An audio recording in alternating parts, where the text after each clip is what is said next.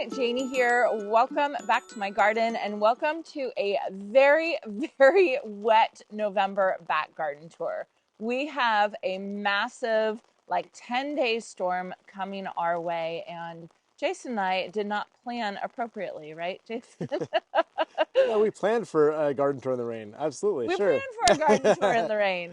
So every month I do a front garden tour and a back garden tour. We will for sure link our November front garden tour, which is not in the rain, in the description down below. But I wanted to take you all around to show you our back garden tour. Let me show you though a clip of, or like a snapshot of what the precipitation looks like. What do you call it? The satellite?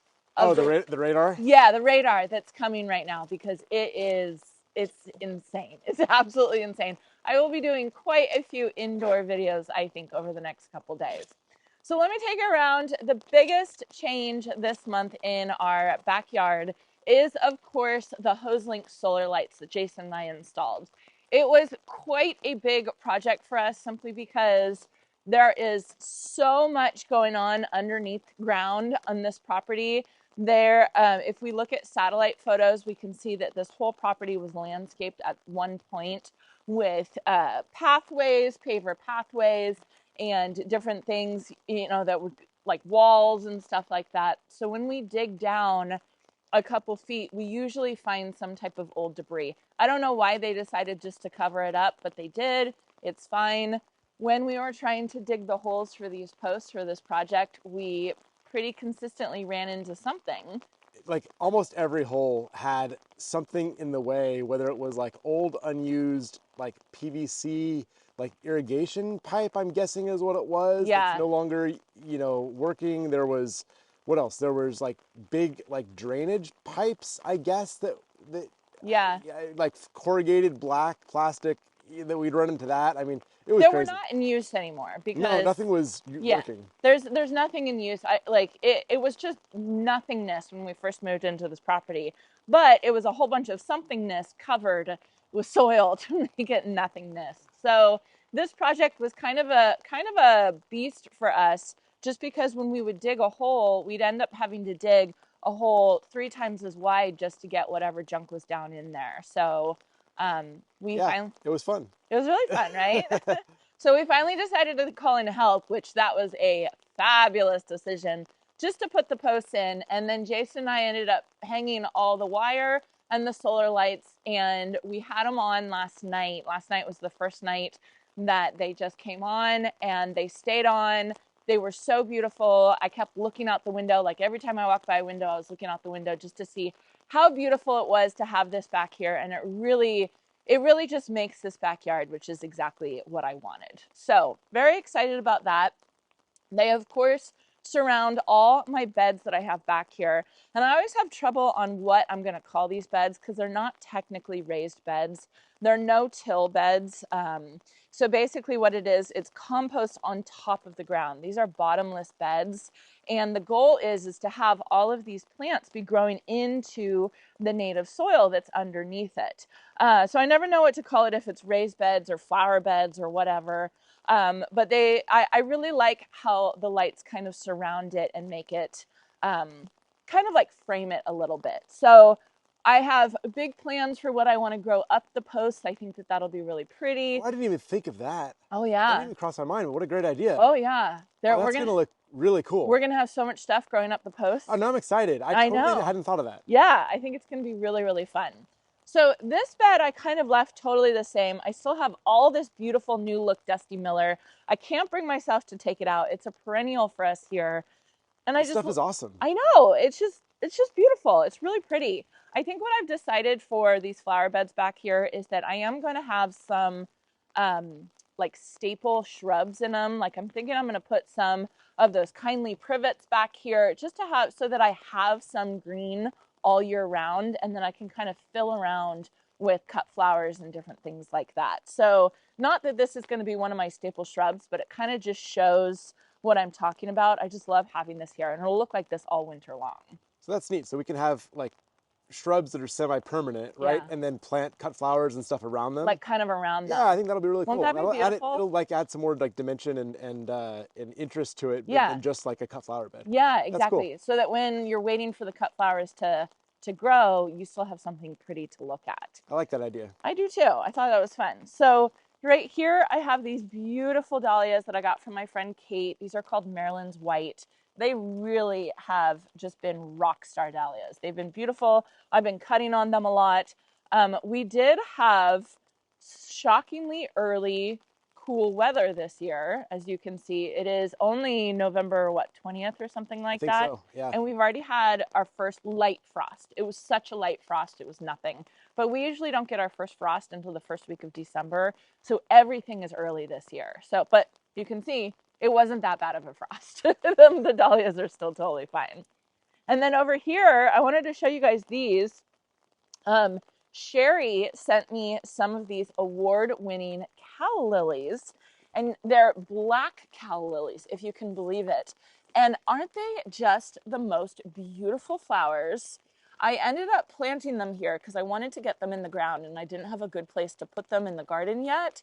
And so I just planted them here just to kind of get them through the season. And they're started blooming and they're beautiful. And I think I'm just going to leave them there for now until I really decide a really fantastic place to put them. These guys are babies. I just planted them this year. She says that they get really, really tall. So thank you, Sherry, for sending these out. But they are just, they're just beautiful. They really are award winning. I will definitely give you that. I love the leaves. The leaves are so neat. I know. Like the what is it, variegation, right? Yeah. It's so neat. Speckled or something like that. Yeah, it's not exactly variegated, right? Yeah. It's kind of something different, but I like it a lot. It's pretty really, cool. really pretty. And then coming over to this bed, you'll see a couple beds. I've already put in some of my cool flowers. So cool flowers are basically fall planted annuals. And I love doing that because you can put all the work in the fall, and then early spring you get big, robust cut flowers. So I've done a lot of those. This is my Rudbeckia bed where I have 3 different types of Rudbeckia. I have caramel Rudbeckia. I think one of them is cherry. I'm blanking on the names right now. This is cherry brandy, and then prairie sun, which is just my absolute favorite Rudbeckia. Really beautiful, all different colors. And Rudbeckia is another one that will last, kind of like the Dusty Miller. If I do decide I want to leave it in the bed, I can leave it in the bed. And then, of course, there's my garlic right here. It's looking really good. It's definitely, putting off some green shoots, but I think it's going to be totally fine. I might put a little bit more compost on top just to feed it and protect it. But they're looking great. And I planted those probably about a month ago. Coming over to this bed over here, this is where I put most of my snapdragons. I have Madame Butterfly Ivory, which is absolute, like, if I could pick one snapdragon to plant and that was the only one that I could plant, it would definitely be Madame Butterfly Ivory, because I think that it just goes with everything. It's just the most beautiful one, and it's so easy to grow, and it always does really well for me. I also did Madame Butterfly Rose right here, so I think that that's going to be really pretty as well. They're not looking the best right now. I had trouble sowing my seeds. I think that like my seed starting mix wasn't very good or something like that. They were definitely struggling, but I noticed as soon as I put them outside, they started, harden them off and put them outside. They really started doing a lot better. So I think that they'll be good, just getting some outdoor weather, all that kind of stuff, some good sun, some good rain, as opposed to artificial conditions inside my office. So I think that that'll be a good thing. So that's what's going on out here in the beds. I still have more cool flowers that I need to plant. I have a whole bunch of sweet peas that I want to plant. I got to get those in the ground. So I still have a lot of things that I need to do. Just haven't gotten to it. Some project took a whole bunch of my time. Something was preoccupying us. Something was taking quite a bit of my time. I want to show you guys my October Glory maple right here, because how beautiful is this tree? I mean, so here's the thing. We had a very cold fall this year. Very, very cold fall. It was shocking how cold it was. And it made the color of the foliage of the trees around here beautiful. Doesn't it like feel like Vermont?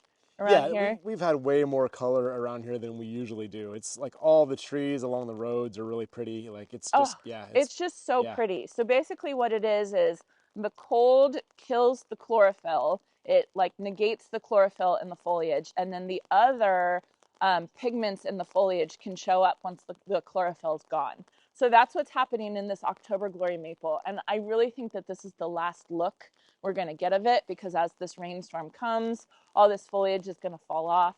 But I just have to say, this tree has been, out of all the trees that we planted in Tree Fall, we planted what, like 22 trees? I think 22. Something like that. This is hands down my absolute favorite tree.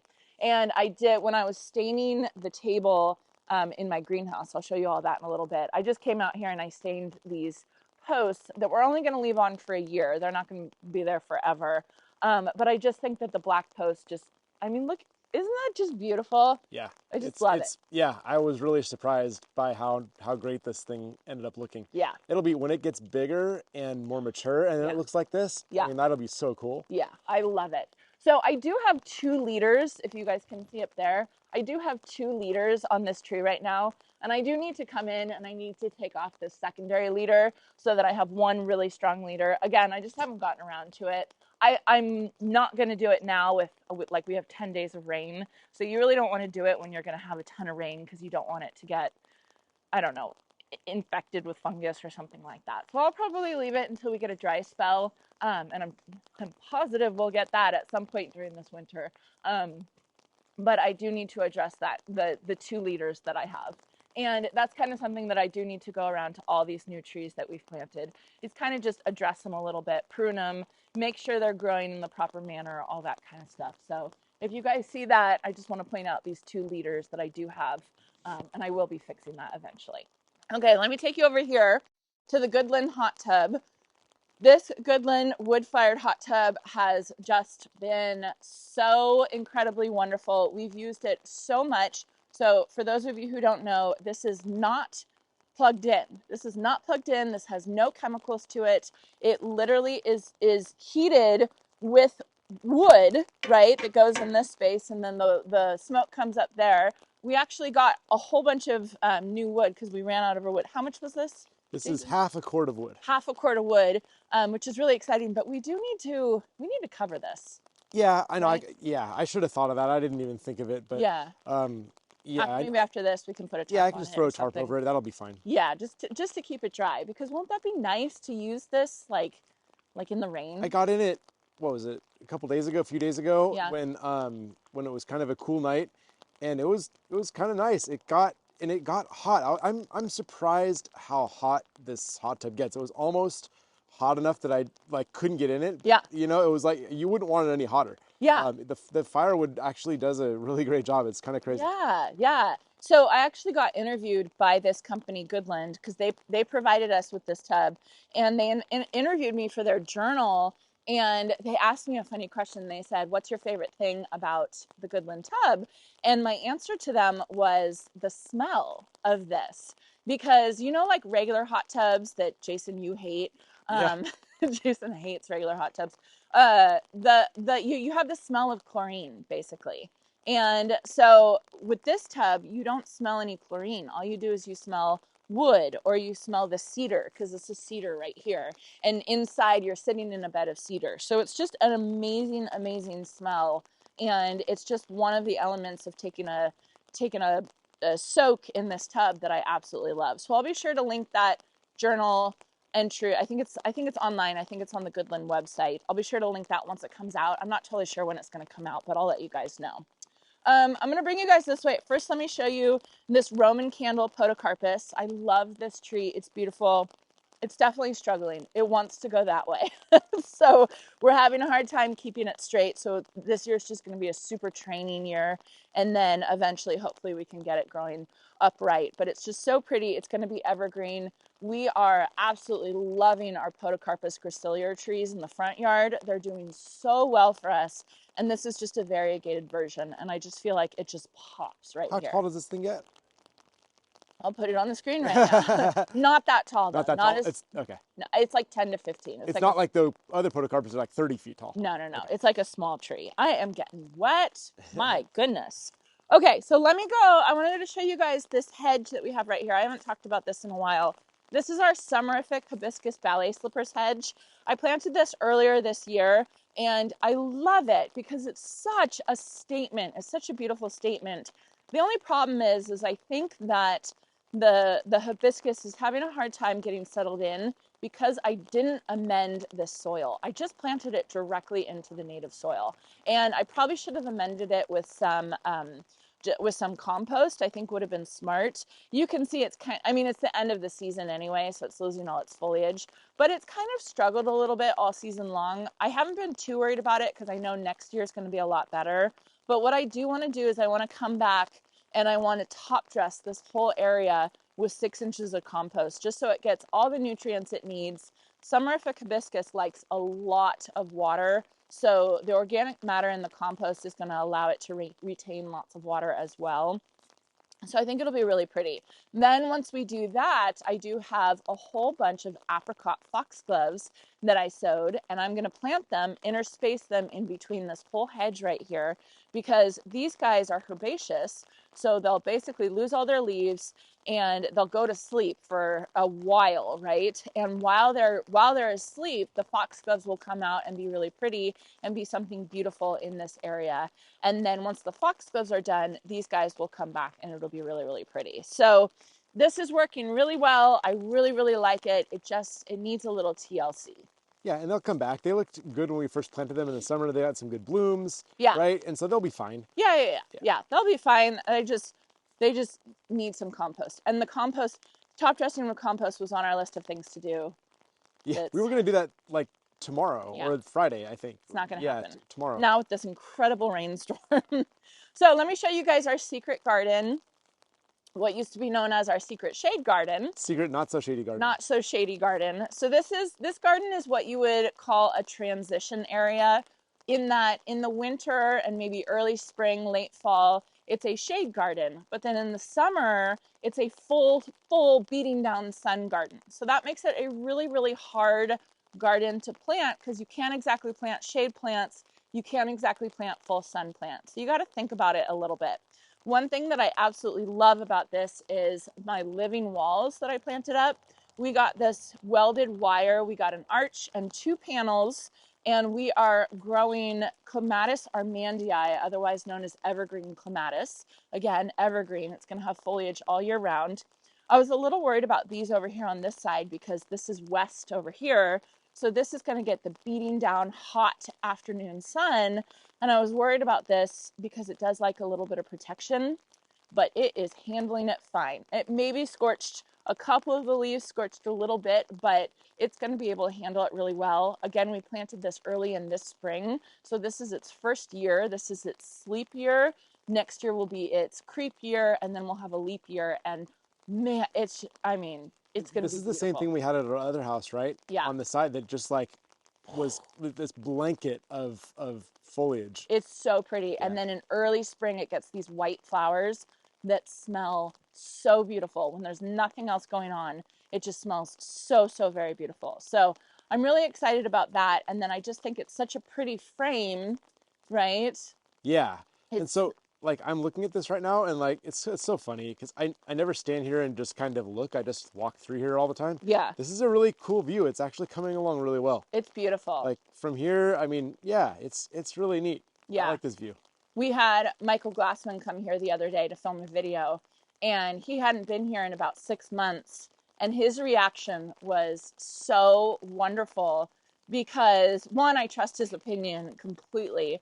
And he was just like, oh my gosh, you guys have done so much work. It looks so good. And it's so funny because Jason and I are here and we're in it and we're in the daily grind. And sometimes it's really hard to step back and realize like how much we've actually done, how much has happened, what has changed, and so it's just great to hear it. And a lot of you say that in the comments, like, I can't believe how much you guys have done in a year. And it makes me stop and think like, yeah, actually, there has been a lot happening.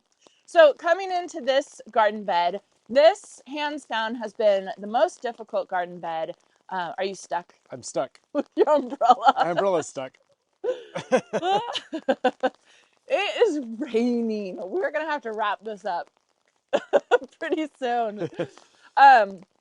Okay, so this garden bed here in the secret garden has been the hardest garden bed. Again, it's what you would call a sun transition bed. When I planted this garden bed last early spring, like February, I was like, oh, it's a full shade bed. It's going to be fine. Here's some Jack Frost Brunnera. And what else did I plant? I planted some hostas in here. And I planted Growallia in here. I planted impatiens in here. Yeah, that's right. They fried. They absolutely fried because as the sun got higher in the sky and up and over the side of our house, it was just intense heat here. So you can see what survived and what was really happy and what is absolutely showing off. Those guys survive anything. These guys, they're like you can't, it's just incredible. This is called Surefire White Begonia from Proven Winners. I love the Surefire Rose. You can probably see it still in bloom over there. I planted these in the back of the border, not really thinking they were gonna do that much. Definitely not realizing they were gonna do this.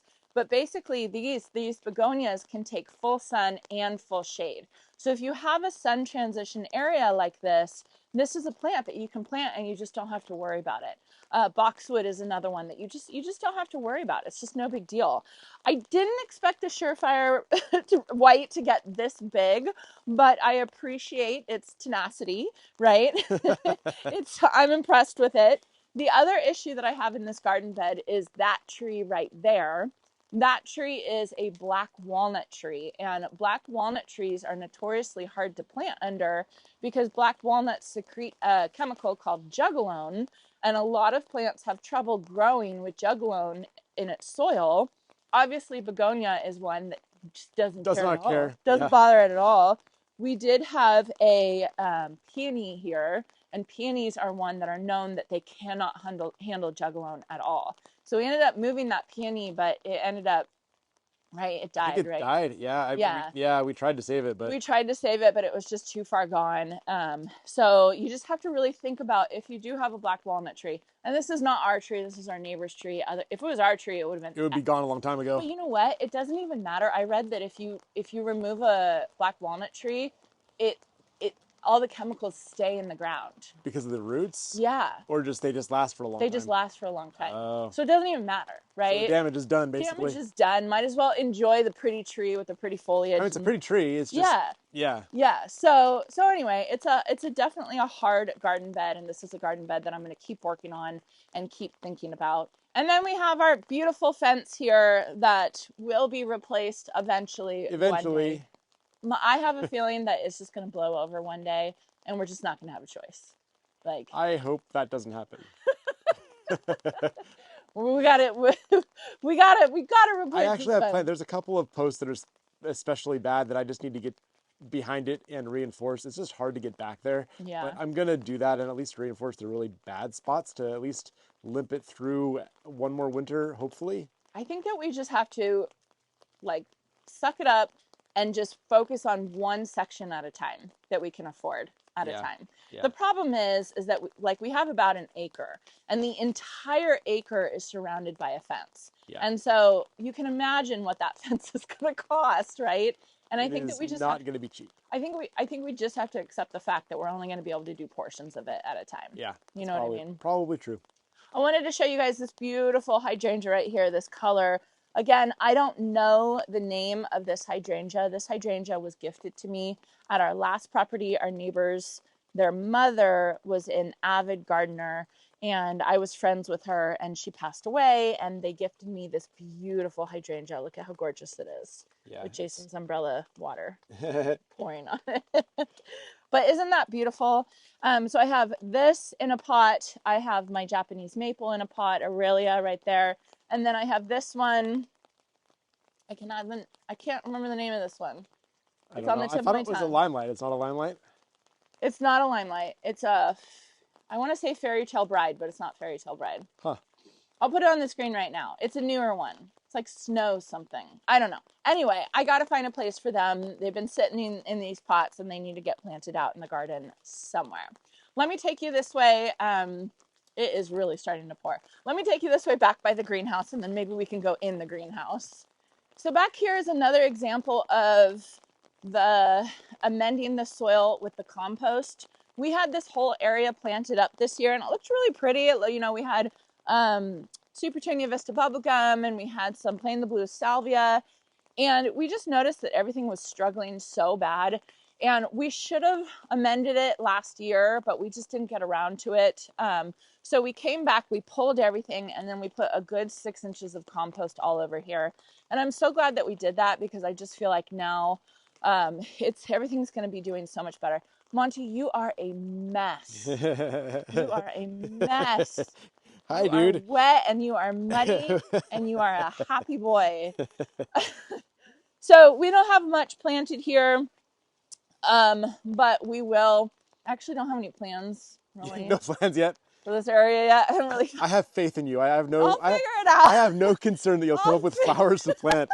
That's I'll not figure it out. you coming up with flowers to plant has never been a It's not problem. a problem. No. I just realized I haven't really thought of what I'm going to do here. What we have done is we did put in these pink center stage pink crepe myrtles.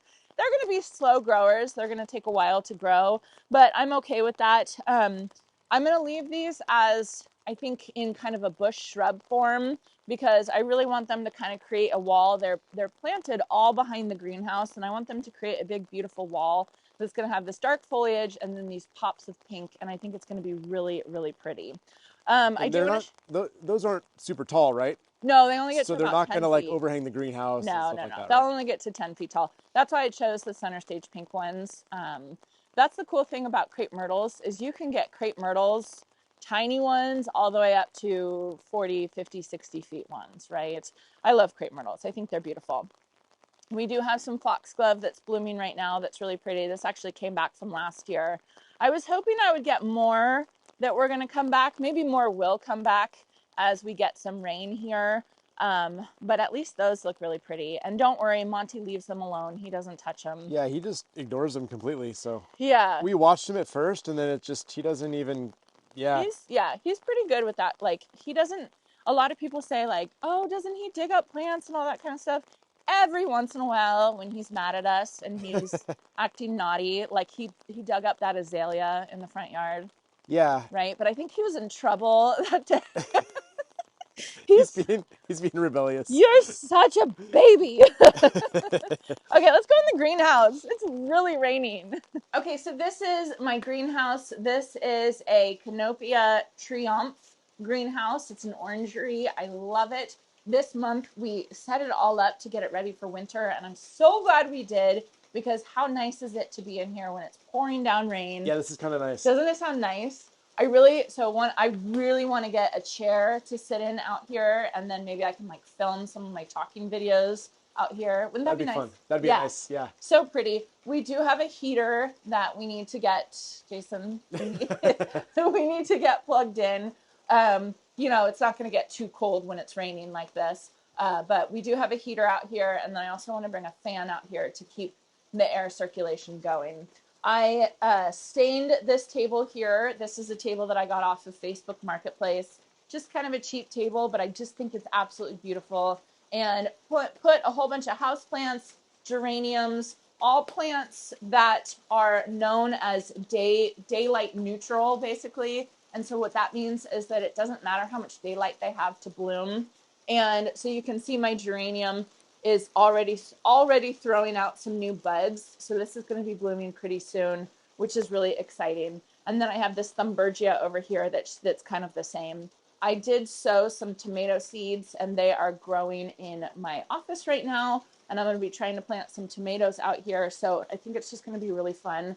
My goal for this greenhouse this winter is just to make it as full of foliage and greenery and blooms as I possibly can make it, so that even when everything outside is kind of, you know, there's not really much going on, I'll have some beautiful, beautiful things going on out here. I did bring in some of my mangave. I have all of these different types of mangave that I am planning to plant out in the garden at some point, but I didn't get to it this year. So I thought that I would kind of have some of the mangave in here. I want to get more tables and stuff like that and really kind of decorate this whole this whole greenhouse up just so it can be a place that I can spend some time, kind of mess around with the garden, sowing seeds, potting up things, and just have a good time out here. So I'm cold and I'm wet and I want to go inside and have a cup of hot tea. So Sounds good to me. honestly, I'm kind of worried because they're calling this a bomb cyclone. Atmospheric river bomb cyclone. Atmospheric river bomb cyclone. I mean, I don't my know. goodness, those are scary words. So for the next 10 days, it's going to be intense. Now, we are kind of on, it seems like we're kind of on the edge of the storm. So I think that like 2 or 3 hours, like your parents, I think, in Reading are going to get a ton. Robbie's going to get a ton of rain. Like a deluge of rain. Yeah, we're missing out on the heart of it. So, yeah. So for those of you right in the center of this storm, I'm sorry, stay safe. Hopefully your plants are okay and everybody else is okay and there's no flooding. I think that we're going to be fine. It's just going to be like this for 10 days straight. I did see something on the Sacramento Bee website that said that it's not, they don't expect flooding around here anyway. Yeah. I don't know up north, again, Reading and way up there, Shasta area, if it'll get, but yeah. My hopefully parents we'll be live okay. on the top of a hill, so as long as they that's stay right. on the top of the hill. They will not flood. They will be fine. Yeah. They will be fine. So anyway, I hope you all enjoyed this rainy day back garden tour for November. I hope you all are having some nice, beautiful weather.